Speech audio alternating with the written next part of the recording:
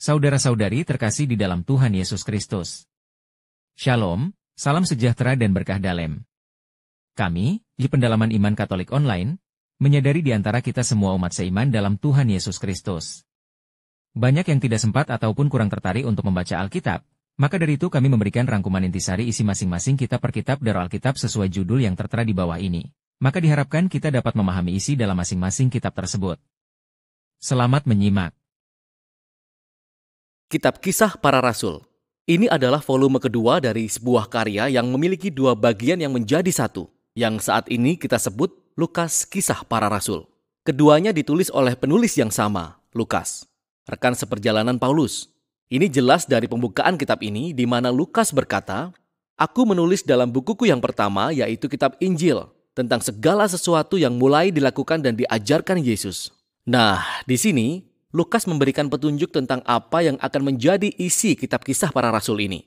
Volume pertama adalah tentang apa yang mulai dilakukan dan dikerjakan Yesus. Dan volume kedua mengisahkan tentang apa yang terus dilakukan dan diajarkan Yesus, yang mengarah kepada hal yang sangat menarik tentang nama tradisional tapi bukan yang asli dari kitab ini, Kisah Para Rasul. Meskipun beberapa rasul dikisahkan dalam kitab ini, satu-satunya karakter yang menyatukan seluruh kisah dari awal hingga akhir adalah Yesus sendiri, yang bekerja secara langsung atau melalui Roh Kudus. Sehingga, kitab ini akan lebih tepat dinamakan Kisah Yesus dan Roh Kudus. Pembukaan kitab mengisahkan bagaimana Yesus yang telah bangkit menghabiskan 40 hari dengan para muridnya, mengajarkan mereka tentang kerajaan Allah. Ini ada kaitannya dengan kisah dalam Injil Lukas, di mana Yesus menyatakan bahwa dia sedang memulihkan kerajaan Allah atas dunia, dimulai dengan bangsa Israel. Jadi ia memanggil bangsa Israel untuk hidup di bawah pemerintahan Allah dengan mengikut dia. Dan ia bertahta sebagai raja ketika dia memberikan hidupnya, dan kemudian mengalahkan maut dengan kasihnya. Jadi kitab Kisah Para Rasul dimulai dengan Raja Yesus yang telah bangkit memberi amanat kepada murid-muridnya tentang hidup dalam kerajaannya. Yesus berjanji bahwa Roh Kudus akan segera datang dan membaptis mereka dalam kehadiran pribadinya. Dan ini menggenapi salah satu pengharapan inti dari nabi-nabi perjanjian lama, bahwa dalam kerajaan Mesianik, hadirat Allah, Roh-Nya, akan datang dan tinggal di tengah-tengah umatnya dalam bait suci yang baru, dan mengubahkan hati mereka.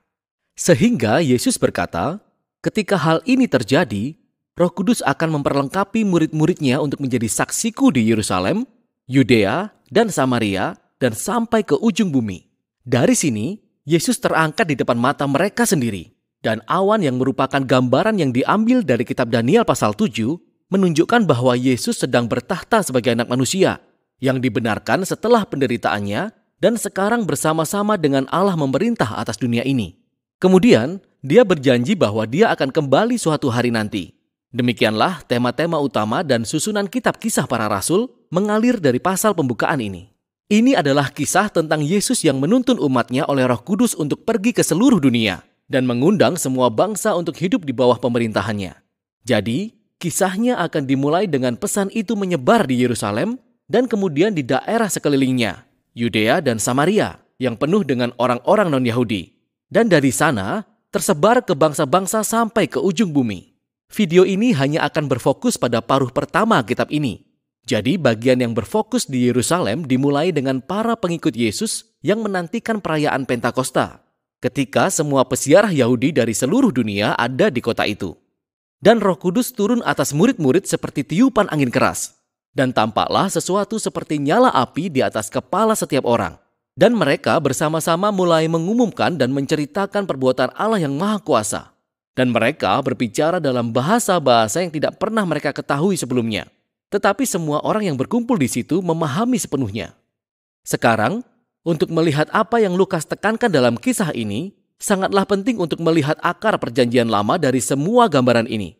Jadi pertama-tama, angin dan api merupakan kiasan langsung tentang kisah-kisah kehadiran kemuliaan Allah yang menyala-nyala, memenuhi kemah suci dan bait suci. Dan ini juga dihubungkan dengan janji-janji kenabian bahwa Allah akan datang dan oleh Roh-Nya tinggal di dalam bait suci kerajaan Mesianik yang baru. Dan dalam kitab Kisah Para Rasul ini, hadirat Allah yang menyala-nyala datang dan tinggal tidak dalam sebuah bangunan, tapi di dalam diri umatnya.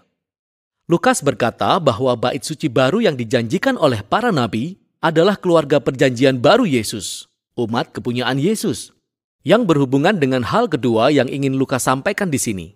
Jadi para nabi berjanji bahwa ketika Allah datang untuk tinggal dalam bait-Nya yang baru, Dia akan menyatukan kembali semua suku-suku Israel di bawah Raja Mesianik, dan bahwa kabar baik pemerintahan Allah akan disiarkan dan diberitakan kepada bangsa-bangsa.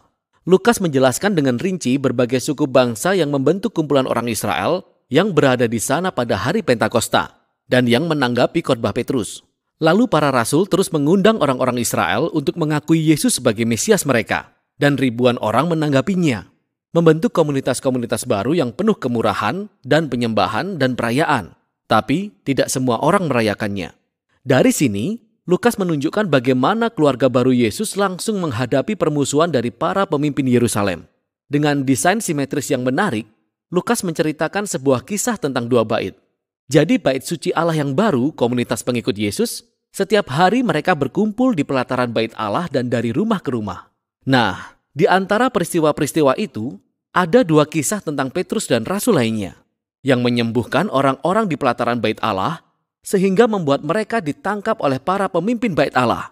Setiap kali diikuti oleh khotbah Petrus yang menegaskan bahwa Yesus adalah Raja Israel yang sejati.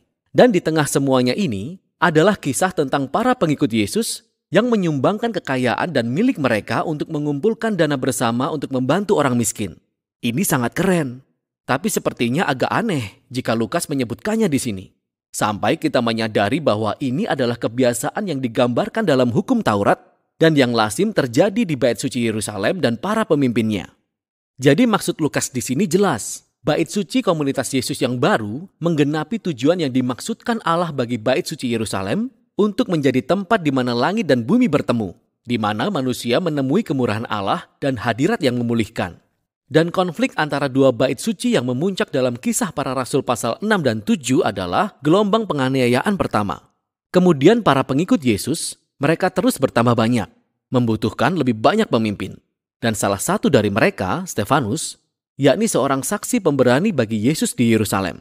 Dia akhirnya ditahan dan dituduh menentang dan bahkan mengancam bait suci. Kemudian di sini Stefanus memberikan khotbah panjang yang menunjukkan bagaimana para pemimpin Israel selalu menolak para pembawa pesan yang diutus Tuhan, termasuk Yesus dan sekarang murid-muridnya.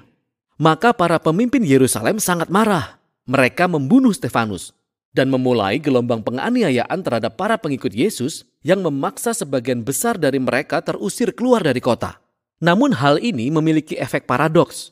Lukas menunjukkan bagaimana tragedi ini sebenarnya menjadi sarana di mana para pengikut Yesus sekarang diutus ke Yudea dan Samaria. Sekarang di bagian ini, Lukas telah mengumpulkan sekelompok kisah yang beragam yang semuanya menunjukkan bagaimana komunitas Yesus yang sebagian besar adalah orang Yahudi yang tinggal di Yerusalem menjadi pergerakan multi-etnis internasional. Yang pertama adalah misi Filipus ke Samaria. Samaria adalah wilayah musuh yang dibenci Israel, dan sebagian besar dari mereka mengikut Yesus. Selanjutnya, ada pertobatan Saulus dari Tarsus yang kemudian dikenal sebagai Paulus. Dia adalah musuh setia dan penganiaya pengikut Yesus.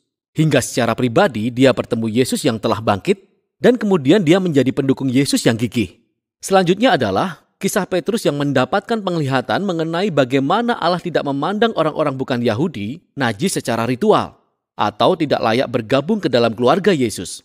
Dan kemudian Petrus dipimpin oleh Roh Kudus masuk ke rumah seorang tentara Romawi penuh dengan orang-orang non-Yahudi.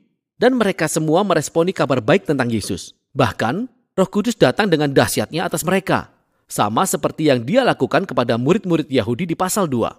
Tema-tema ini semuanya menyatu dalam pendirian gereja di Antioquia, kota terbesar dan paling kosmopolitan di daerah Kekaisaran Romawi. Dan Lukas memberitahu kita bahwa Barnabas, pemimpin Yahudi dari gereja Yerusalem, datang bersama-sama dengan Paulus untuk membantu memimpin komunitas gereja ini.